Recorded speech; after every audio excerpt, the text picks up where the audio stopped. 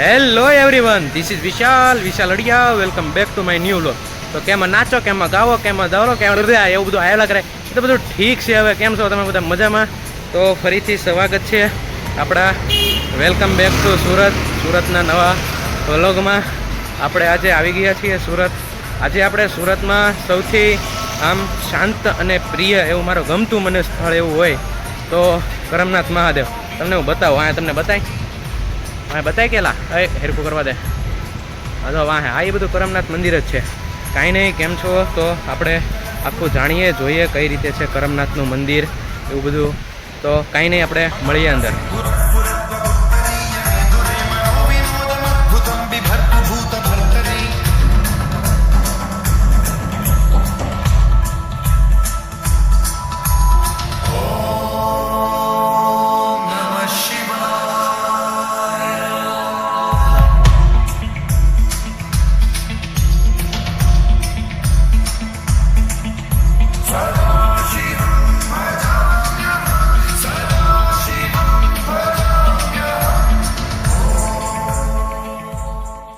મિત્રો, કરમનાથનું મંદિર કે જે કાપોદ્રા પાસે તાપી કિનારે આવેલું છે.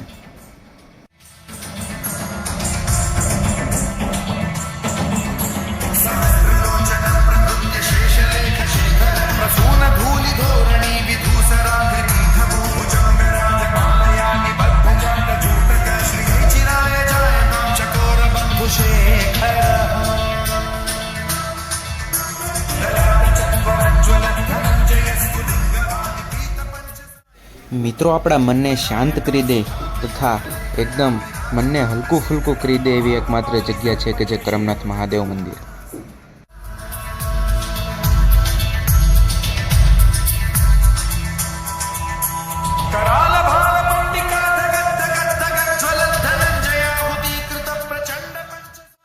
મિત્રો, મંદિરને અડીને તાપીનો કિનારો આવેલો છે કે તમે આખો દિવસ ત્યાં બેસો તોય તમારું મન એકદમ ફ્રેશ થઈ જાય ને આખો દિવસ કેમ નીકળી જાય તમને ખબર પણ ના પડે.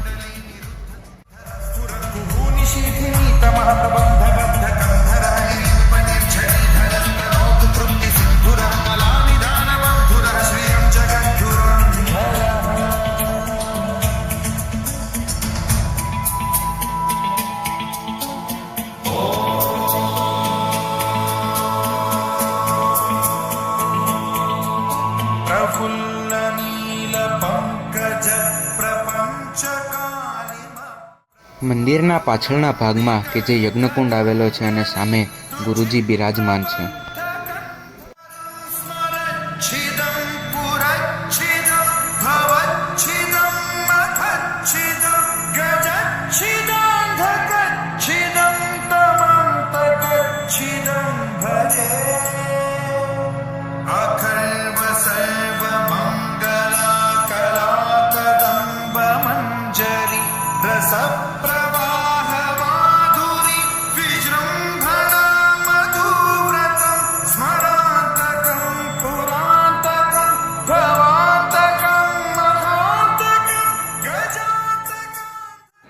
બેસવા માટે વૃક્ષોનો છાંયો તથા વિશાળ એવી જગ્યા છે અહીંયા. એક વખત મુલાકાત મિત્રો અવશ્ય લેજો, કારણ કે કરમનાથ મહાદેવનું મંદિર કે જે કાપોદ્રાની નજીક એકદમ નજીક આવેલું છે. તમે વરાછા બાજુ જાઓ તો સાવ પાંચે જ છે, ત્યાં રસ્તામાં જાડું આવે છે. બહુ વિશાળ જગ્યા છે.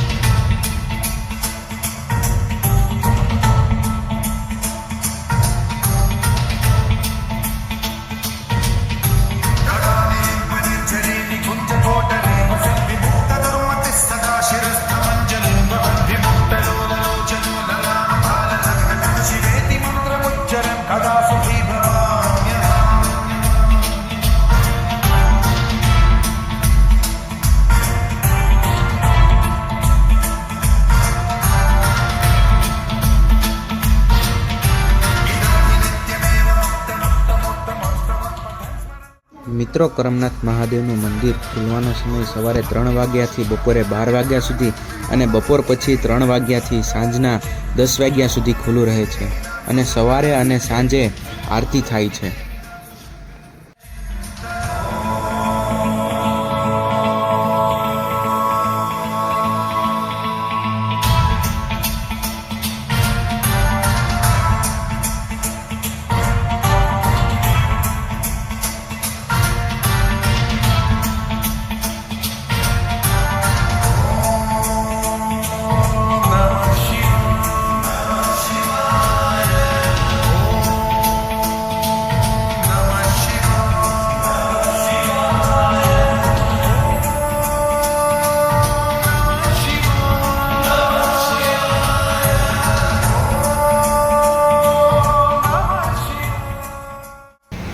સો ગાઈઝ, કરમનાથ મંદિરમાં એકવાર મુલાકાત અવશ્ય લેજો. બહુ મજા આવે એવું છે યાર. લિટરલી અહીંયા આવીને તો મતલબમાં આમ મન હળવું થઈ ગયું.